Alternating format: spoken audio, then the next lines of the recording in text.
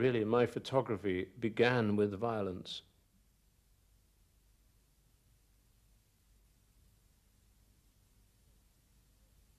My normally mother's milk from the breast is mother's milk, yes? Well, I had Hitler's bombs. So what I'm saying is I had a diet of war. And so as young boys, we made war our playtime. At the age of 11, we were engaged in warfare, and we knew how to die. So I knew about warfare before I came to warfare. If you go to war, you have to go for a purpose, not just because you're enjoying the adventure, or you know, sometimes if you miss death, if you miss it by a split second because the next man dies next to you, it can sometimes give you a kind of rise. It can sometimes give you a excitement. And I had to arrest this excitement and say, hang on, what are you doing? Are you making a Hollywood film here? Or are you trying to say war is bad? And I had to arrest myself and say to myself, this is not what you really want. This is not the path you want to tread. You're saying you want to care about humanity, and yet suddenly you're in this battle. It's meaningless. The extraordinary thing about Biafra was that the English government were supporting the legal Nigerian government. And so I found myself on the side of the oppressed, the Biafrans. For instance, this photo is just one of those moments in the heat of battle when they were dragging the wounded to an old worn-out truck. And they couldn't move the truck until it was completely full of wounded men, because they said they couldn't use the petrol. It was a savage war, Biafra, because they had no medical supplies, and they had they had a lot of doctors, but no medical supplies, and no food, and no ammunition. It was madness. This goes back to the earlier part of my life as a photographer. This was 20 years ago, more now. So, of course, I have changed my philosophy. I used to concentrate on the battle, on the soldiers in the front, but of course, that was never the true story. The true story for me later developed into the suffering of civilians. This woman in this photo is 24 years of age. She has a naked, empty breast for the child. And I suddenly appear with my Nikon and my cameras and my full belly and start making photos. And in many respects, it's almost a crime. I'm clearing away some of the hypocrisy, and I'm showing the hypocrisy, you know. The scales are unevenly balanced. You try to balance, but they are never true. They never come together in this situation. It doesn't matter how hard you try to be a human being, you will always get it wrong. I had a few days left before I had to make this rush back to England to my family. Somebody said, you must go to the hospital. And I was alone here, no other photographers. And there was a mother dying. She was dying of cholera. And her daughter was sitting beside the dying mother in utter despair. And the father came in with the baby, the young baby that was hungry and was actually biting its own fingers for food. I braced myself, I got myself ready for this. I psyched myself out for this. And I knew it was going to be a painful, painful experience.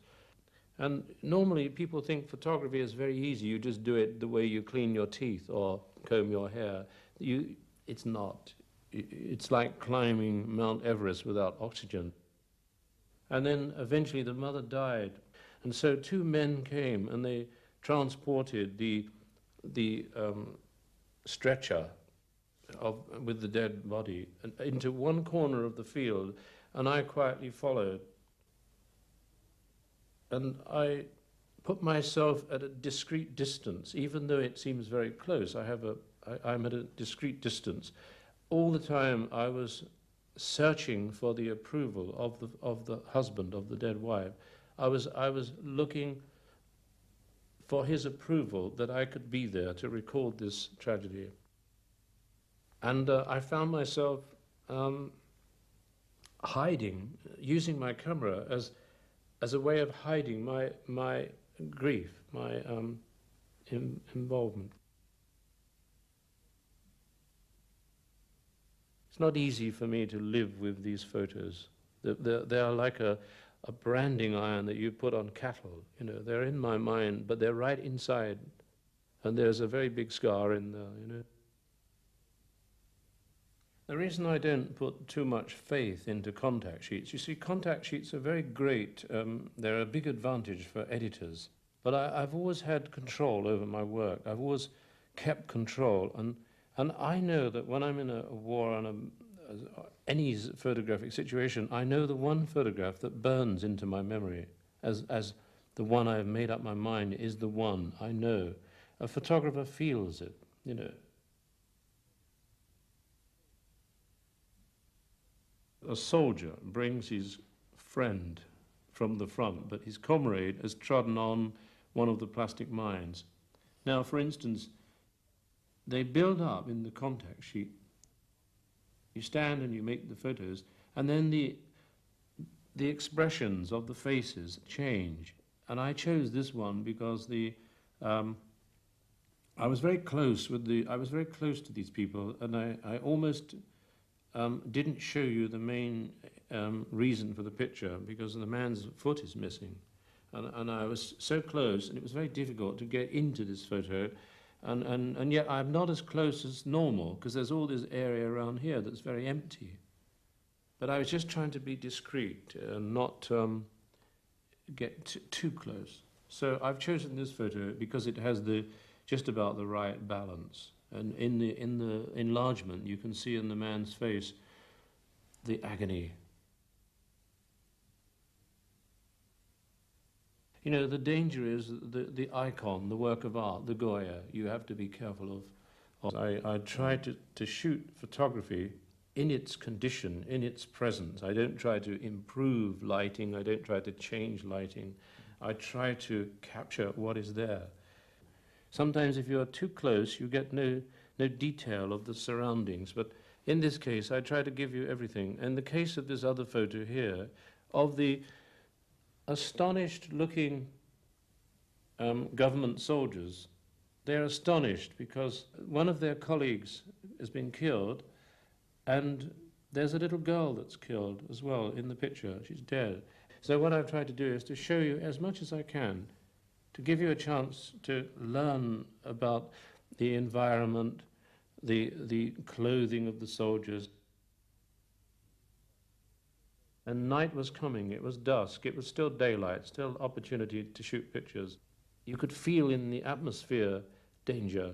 And suddenly, without any warning, crunch, crunch, crunch, and thousands of rounds of AK-47 bullets, ammunition was coming towards me, and I ran from the road. And I was bleeding in between my legs and down all my both legs. And I crawled across the road, and I pulled my trousers down to make sure my manhood was still there, if you can understand what I mean.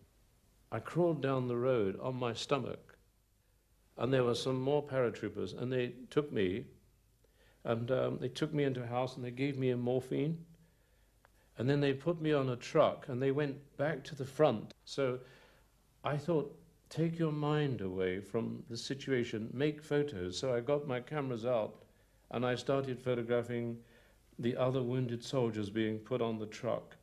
These are not extraordinary photographs, because, you know, I was on morphine, I was high like a drug addict. And this man here was kicking me because he was dying. He was the man who was next to me when the shell went off, but he took all the shell in the stomach. And this is his last plea for life, for help. I was aware of the fact that my injuries were not serious. They were painful, but I knew I wasn't going to die. So I was suffering great shock and great relief. But at the same time, seeing my own blood was a lesson for me, because how can you photograph other people's pain when you don't know the value of pain? I found a building just a few miles from where I was injured. For some reason it was strange, and I wandered in the building, and I discovered I was in the madhouse of Phnom Penh mental hospital. And I went into these rooms and I saw these insane women in the cells doing Oriental dance in a very graceful way, very beautiful way. And then I started making the parallels about war and about madness and about culture and dignity. And all these things are like all woven into one another. They're all there, whether you like it or not.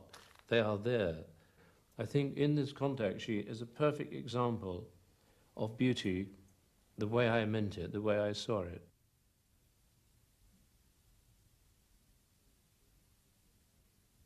They look as if they're lying on a stage, theatre.